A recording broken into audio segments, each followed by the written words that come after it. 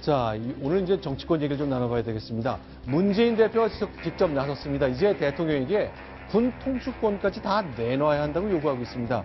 자, 현재 계속되고 있는 총리 인준 관련된 논의, 지금부터 얘기를 나눠보겠습니다. 자, 김태현 변호사. 예. 자, 이제 야당 얘기를 좀 나눠봤으면 좋겠습니다. 자, 문재인 대표가 요구한 것 군 통수권 맞습니까? 예, 오늘 이제 참여연대에서는 시민사회 인사와의 대화라는 어떤 행사에 참여를 했는데, 거기서 네. 촛불 집회에 관한 얘기를 하다가 굉장히 강한 발언을 내놨던 것이죠. 박 대통령은 내각의 권한을 넘어서는 군 통수권도 대통령의 고유 권한도 포기한다. 이렇게 얘기를 했습니다. 네. 그럼 그 말씀 직접 육성으로 듣고 얘기를 계속 나눠보겠습니다. 정치권에서 결합하게 되면 진영 논리에 갇혀서 어떤 집회의 순수성을 오히려 훼손하게나 되지 않을까, 그런 걱정이 하나 있습니다. 내각의 권한을 넘어서는 군 통수권, 대통령의 고유권. 그래서 저는 국정 전반을 거국 중립 내각에게 맡기고 대통령 국정에서 손을 떼야 한다. 네, 지금 이제 스튜디오에 이제 김효재 전 청와대 정무수석 나오셨는데요. 지금 이 말씀 들으셨잖아요. 네, 들었습니다. 자, 헌법상에서 군은 이제 대통령이 통수한다고 되어 있지만 아예 그것도 넘어서자 이런 얘기네요. 문재인 대표의 말씀은 네, 그것의 개념을 정리하면 하야해라. 하야하라. 네, 뭐 네. 그런 말씀을 우회적으로 풀어서 네, 얘기한 거 아닌가 싶습니다. 왜냐하면 그 하야라는 단어가 갖는 역풍, 네, 국민적인 거부 반응은 또 있거든요. 그러니까 네. 박근혜 대통령에 대한 국민적인 어떤 실망감과 이런 것들, 분노 이런 것들은 여전히 있는 것이지만 네, 그와는 별도로 하야하라라고 야당이 했을 경우에 또 다른 역풍이 예상되기 때문에 하야 발언은 자제하는 거죠. 그러면서 그 내용을 네. 통수권을 내놔라 하는 얘기는 사실은 대통령직에서 내려오라는 말과 다를 바가 없는 얘기가 아니겠습니까? 바로 그 얘기를 한 거예요. 네, 예, 그 비슷한 얘기일지 모르지만 제가 보기에는 네. 하야까지는 네. 또는 탄핵이라든지 네. 이렇게 직접적으로 완전히 물러나게 한다든지 완전히 식물 대통령을 찍어서 만드는 모양새는 안 취하면서도 사실상 네. 탄핵을 당하고 그러니까 권한이 중지된 과거 그 노무현 대통령이 탄핵 직후에 어떤 총리가 전체의 권한을 대행하고 대통령은 사실상 직위에는 있으나 네. 아무 권한을 행사할 수 없는 상태. 네. 그 상태로 지금 박근혜 대통령을 만들겠다. 이런 그 의도로 보입니다. 여기에는 처음에 원래 거국내각이라는 걸 야당에서 사실 제기했었지 않습니까? 네. 특히 저 문재인 대표가 네. 당장 거국내각 해야 된다라고 해서 정부가 사실상 국회가 추천하는 총리를 받아들이는 네. 박근혜 대통령이 받아들이니까 이 상황에서 스텝이 좀 엉켰거든요. 네. 그러니까 내가 요구했던 거국내각은 이렇게 무슨 내치하고 뭐 이렇게 일부 통할권 갖는 정도가 아니라 완전하게 군통수권까지를 완전히 내놓는 이러한 형태의 어떤 그 총리에게 권한을 다 이양하는 이런 형태다라고 지금 하면서 사실은 박원순, 안철수 이런 박원순 시장과 안철수 전 대표가 얘기하는 즉각적인 하야 이런 선명성 경쟁에 사실은 뛰어들고 있는 이런 과정이 아닌가 생각됩니다. 자, 오늘 그동안 글쎄요, 2011년 때 서울시장 선거 문제로 이제 양보하고 그 후, 당시에 굉장히 관계가 좋았지만 틀어진 걸로 이제 알려졌던 안철수 그리고 박원순 두 정치인들이 같이 만났습니다. 이런 상황에 같이 만난 장면인데 어떤 대화를 나눴는지 그 장면을 간단히 소개하겠습니다.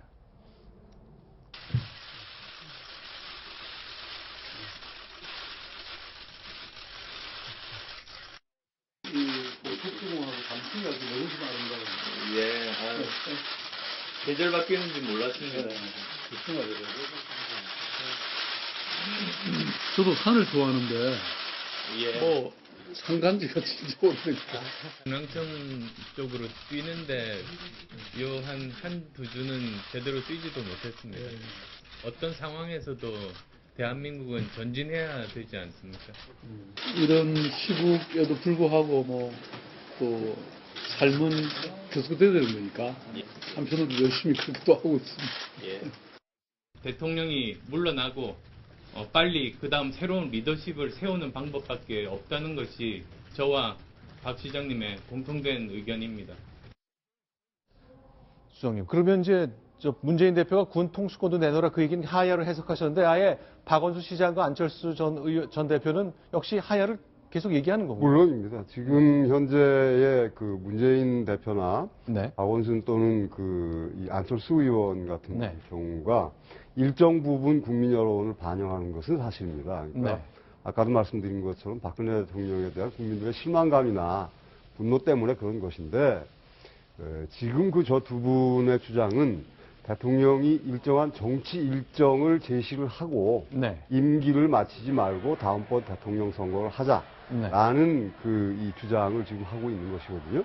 네. 그렇기 때문에 지금 대통령도로 물러나라고 말하면서 네. 아까 말씀드린 것처럼 하야나 탄핵 얘기를 피해서 네. 그런 얘기를 지금 저 두 분도 지금 하고 있는 겁니다. 그러니까 네. 결국은 야당의 입장에서는 이 상황에서 대통령과 함께 국정의 한 축을 담당하면서 뭔가 수습의 국면으로 들어가는 것은 원치 않는다라는 네. 거를 의사를 표현한 거 아닌가 싶습니다. 근데 그런데요, 뭐 한 열흘 전쯤인가요? 보름 전만 해도 야당에서는 빨리 박근혜 대통령 거국 내각 수용하라 그랬잖아요.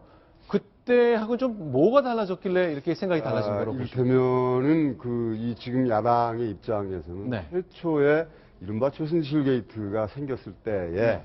그때에는 이거는 박근혜 대통령 정부에 대한 공격 정도로 네. 야당이 반사이익을 얻을 수 있다라는 네. 판단이었죠. 그런데 두 번에 걸친 촛불 집회와 그 네. 이후에 최순실 씨와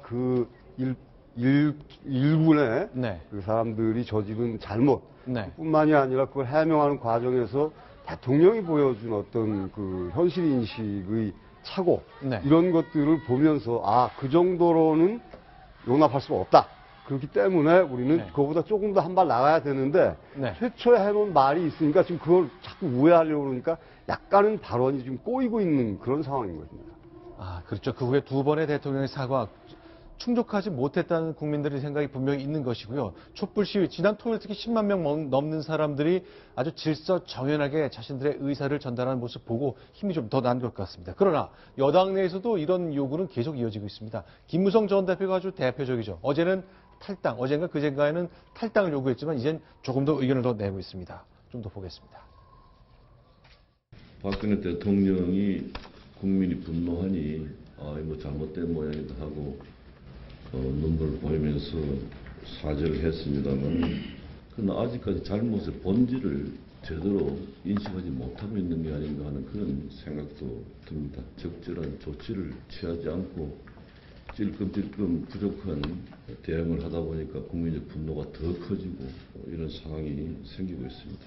저는 박근혜 대통령과 당신과 나는 동지적 관계지 상하관계가 아니지 않느냐 하는 이야기를 하다가 결국 그 사람하고 멀어졌습니다. 자, 김무성 대표는 이제 완전히 이제 박근혜 대통령하고 멀어졌다고 봐야 되는 거죠? 이미 멀어진 지는 좀 됐지만 지금 단계에서 박근혜 대통령이 민심의 분노를 정확히 담는 충분한 설명과 그에 걸맞는 조치를 내놓지 못하고 있다. 저 부분은 비단 김무성 대표만이 아니라 새누리당에도 적지 않은 비박 의원들의 공통된 인식입니다. 그래서 어떤 청와대가 확실하게 지금 어떤 권한을 예를 들어서 새 총리에게 어느 정도로 확실하게 내치에 대한 사실상의 어떤 권한을 내놓고 그리고 또 당도 지금 친박들이 저렇게 지도부를 또아리를 틀고 지킬 것이 아니거나 네. 전반적인 당의 완전한 새로운 거듭나기가 있어야 되는데 이런 부분이 조치가 이루어지지 않는 데는 박근혜 대통령이 아직도 현실 인식이 미흡하다. 이러한 당내에 또 적지 않은 여론을 반영한 그런 측면이 있는 것 같습니다. 김혜재 수석, 이건 어떻습니까? 사실 이제 친박에서 했던 얘기지만 물론 지금 문제가 있는 건 사실이지만 김무성 대표가 당대표로 지난 2년간 당을 이끌면서 청와대와 교신도 하고 잘 안 됐다고 얘기는 합니다만 지금까지 이렇게 국정에 문제가 생긴 것 한 책임을 져야 되는 것 아니냐라고 했지만 난 이미 멀어진 지 오래되라고 설명을 하고 있거든요. 책임이 어디까지 있다고 봐야 됩니까? 김무성 대표의 책임 문제는 사실 그동안에도 쭉 꾸준히 제기돼 왔던 것이고요. 네. 그렇기 때문에 사실은 김무성 대표 입장에서는 내가 바로 그런 책임 때문에 지난번 4.13 총선에서 네. 공천권을 제대로 행사하지도 못했다. 네. 따라서 나는 그 책임에 면할 어떤 알리바이가 있다라는 그 생각을 가지고 있는 거고요. 네. 김 대표가 그림자에 저렇게 탈당과 대통령과의 관계에 대해서 조금 더 한 발 앞서 나간 발언을 하는 것은 네. 친박 지도부가 물러나지 않고 있는 상황에서 네. 당내에서 친박 지도부와 대립각을 세울 수 있는 어떤 주도권을 내가 행사하겠다라는 확실한 어떤 뜻을 굳힌 것으로 보이고요. 네. 뿐만이 아니라 김 대표가 저렇게 발언하는 배경에는 네. 아마도 제가 듣기에는 지금 당내뿐만이 아니라 지금 제3지대에서 당과 헤어져서 네. 또 다른 정계 개편의 그 주도 세력으로서 내가 자리매김하겠다라는 의도를 분명하게 갖고 있는 것으로 지금 보여집니다. 네. 자, 그러니까 언젠가 닥칠 수 있는 그 분당, 친박과의 그 결별에 대비해서 여러 가지 그 땅 고르기 비슷한 것들이 지금 쭉 진행되고 있는 느낌을 받고 있습니다. 그런데 일단 현재 우리가 당면한 과제를 푸는 일들은 야당에게 요구한 총리 제청하라는 것, 그것을 관철시킨 것 하나와 김병근 총리 문제가 좀 남아있잖아요. 박성국 국장께 좀 질문드리겠습니다. 일단 야당은 총리 추천하지 않겠다 그랬죠. 네. 완전 선을 그은 거죠. 그러니까 총리를 국회가 추천하려면 대통령이 먼저 총리에게 무슨 그 국정을 통할하게 하고 이런 그 현재 헌법 구조를 반복할 게 아니고 네. 명확하게 사실은 내치에 관한 정권 그리고 최근에 더 높아진 거죠. 아까 문재인 전 대표 지금 외치까지도 해서 사실상 대통령은 전권을 넘겨주고 네. 그냥 식물 상태로 가만히 있어라. 네. 지금 이러한 대통령의 완전한 이선 퇴진 이것을 전제해야 어떤 그 국회에서 추천하는 뭐 총리 이거 추천을 하든 말든 하겠다. 지금 이런 게 야당의 현재 입장입니다. 가능한 겁니까? 어떻게 보세요?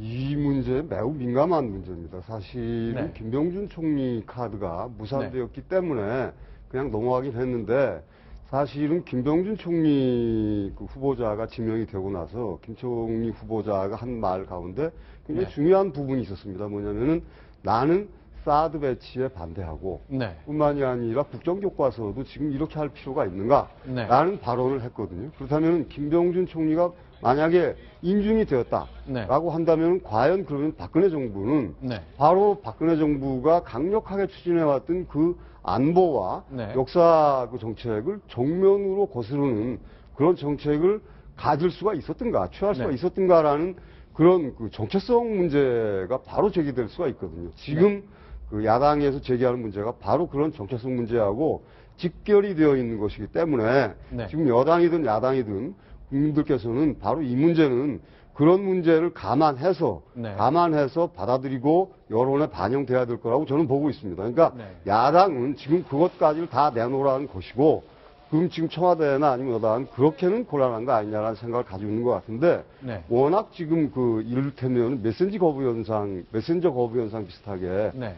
대통령이 가지는 발언권의 신뢰도가 땅에 추락한 상태여서 네. 여당도 그렇고요. 그래서 저런 문제에 대한 반론을 차마 제기하지도 못하고 그저 그냥 홍수에 휩쓸리듯 네. 그저 그냥 표류해가는 그런 상황에 지금 맞닥뜨려 있는 겁니다. 네, 지금 그 말씀 주셨으니까요. 이제 가정을 해보자면 가령 사드 배치 이제 우리가 미국하고 약속을 했습니다. 내년 말이 목표였지만 좀 앞당긴다 그랬거든요. 안보 상황이 그만큼 심각하다는 건데 야당이 추천하고 누가 됐건 또는 이제 대통령이 청구했던 김병준 총리 내정자건 누군가 되면 만약에 군 통수권까지 갖는다면 난 이거 못하겠습니다. 자, 미국 뭐 동맹 간 약속이 좀 일단 물리고 우리는 대선 이전에 아무것도 않고 다 차기 정부로 넘기겠다라는 결정도 내리는 거를 박근혜 대통령 지켜봐야 된다는 얘기인가요? 야당이 요구하는 게 그런 거예요. 야당의 논리는 바로 그렇게까지 하는 권한을 달라라는 것이고요. 그렇기 때문에 지금 이 최순실 공방 때문에 국민들이 묻혀가지고 들어가는 건데 바로 야당의 주장은 바로 그런 곳으로 가고 있는 겁니다. 네. 그러니까 바로 이제 야당은 그러한 우선 총리가 완전한 그 조각권에 준하는 그 네. 인선권을 그 제청권을 완전히 사실 인사를 총리가 해서 자를 사람 자를 장관 자르고 네. 새로 기용할 사람 기용해서 아까도 얘기했듯이 뭐 사드 배치가 안 돼. 네. 국정교과서 그거 안 돼라고 하는 그러한 새 내각의 어떤 새로운 완전 정책을 뒤엎는 걸 하더라도 박근혜 대통령이 일체 손을 쓸 수 없게 그렇게 만들어 놓고 사실상 국정을 완전히 가져온 주도권을 쥔 상태에서 내년 대선을 치르겠다. 이것이 이제 야당의 생각인 걸로 현재 보이는데 박근혜 대통령은 대통령으로 존재하는 한 그러한 것을 100% 어떤 훌륭한 인재를 추천하고 하면 거부할 이유가 없고 또 그 좋은 정책에 대해서는 네. 그 총리가 실질적으로 소신을 갖고 하겠지만 네. 대통령으로 존재하는 한 대통령으로서 의무를 완전히 100% 떼어넘기고 손 놓고 있을 수는 없다라는 사실 아직은 그 입장을 견지하고 있는 상황 같습니다. 이제 거론되는 분들을 보면 뭐 아직 어떻게 될지 모르겠습니다만 손학규, 김종인 두 분이 가장 많은가 보죠. 그렇습니다. 뭐 손학규 전 고문 같은 경우 굉장히 사실 좀 상황이 머쓱하게 됐죠. 본인이 네. 이제 뭐 방송에 나와가지고 여야가 합의해서 하면 생각이 있다 이렇게 얘기했는데 그 다음날 바로 김병준 총리 내정자 발표되지 않았습니까? 그렇죠. 예, 뭐 지금 다시 김병준 내정자가 철회되는 분위기고 새로 이제 총리를 인선한 모양새가 됐는데 아직까지 이제 야 3당도 오늘 거부를 했기 때문에 이 두 사람도 사실 굉장히 조심스러운 것 같습니다. 저 손학규 전 고문 같은 경우에는 수락할 만한 전제 조건이 충족된다 이러는 얘기를 전제를 깔았고요. 네. 김종인 의원 같은 경우에는 뭐 법적 제도적으로 보장된 게 없는데 무슨 얘기냐 이런 얘기를 하는데 두 사람의 말의 공통점을 보면 역시 이 총리의 권한이 좀 명백해지면 네. 그러면 그리고 나서 여야가 합의를 하면 본인의 생각이 있다. 앞에 전제 조건을 강하게 좀 단서를 달고 있는 공통점이 있습니다. 근데 굉장히 일이 복잡하게 꼬여 있긴 합니다만 좀 제가 이제 청와대 입장에서 생각을 한다면 만약에 야당 요구한 대로라면 대통령이 그야말로 허수아비가 된 채 1년 이상을 그냥 청와대 안에 살고 형식적인 임기만 남기는 거거든요. 차라리 날 탄핵해라 라고 청와대에서 먼저 얘기할 가능성은 없습니까? 어떻게 보십니까? 지금 청와대 속생을 좀 짐작을 좀 해주십시오. 탄핵하라고 할 가능성은 저는 네. 뭐 크게 있지 않다고 네. 봅니다. 그러니까 청와대가 아무리 답답하다 해도 네. 그런 말은 마지막 말이기 때문에 네. 그렇게 하지는 않을 것이고요. 네. 지금 사실은 그 야당의 입장에서는 박지원 대표가 덫에 걸렸다라고 네. 했는데 사실 야당에다가 지금 공을 넘긴 상태이거든요. 네. 그렇기 때문에 지금 정치적으로 지루한 공방이 이어질 가능성은 저는 여전히 네. 있다고 봅니다.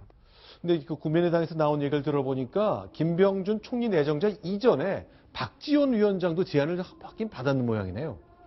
그렇죠? 네, 일단 뭐 원내 수석부 대표죠. 김광현 의원이 그런 얘기를 했습니다. 박지원 위원장도 이미 김병준 내정자 이전에 어떻게 보면 거의 최초로 받았다는 얘기 아니겠습니까? 그런데 네. 박 위원장의 정체성을 부정하는 것이다라는 이유로 거부했다고 김광현 의원이 오늘 밝혔습니다. 어떠세요, 박수원 국장? 만약에 박지원 비대위원장이 받았다. 그래서 다음 총리는 박지원이다.